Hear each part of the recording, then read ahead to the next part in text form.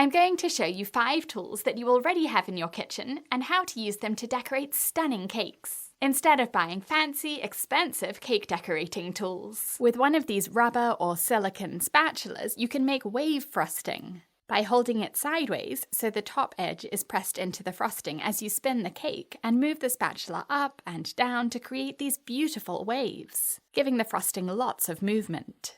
What's great about using a spatula like this is that if you really struggle with getting your frosting smooth, it doesn't matter. While the spatula creates this wave texture, it's also smoothing the frosting within the waves, doing all of the hard work for you. This effect looks stunning with a few sprinkles scattered around the cake, or makes an interesting background for an ocean or under the sea or mermaid theme. To add lots of detail without taking lots of time, use a fork with just 2 movements, up and sideways. The prongs of the fork will drag evenly spaced lines across the frosting, and when the lines have made a square, pull the fork out and change direction, and then pull up. You could pull down, but it's easier to see what you're doing this way. Dip your fork into warm water and dry it off for the best results, because the warm metal will drag much more easily through the frosting. Move up for the next row, alternating the movements so that the sideways lines are above the up and down lines, creating a simple patchwork design. The fork texture makes the cake much more detailed and interesting than just plain smooth frosting. Speaking of smooth frosting, you can do that without a cake comb using a ruler instead.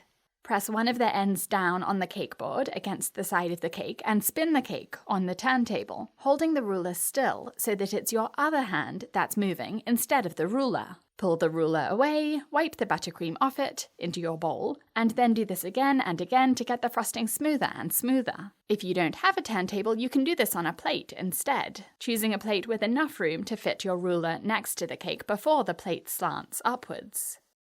For the top edge, swipe sideways with your ruler to push that buttercream that's sticking up over the top edge and lift it away on your ruler.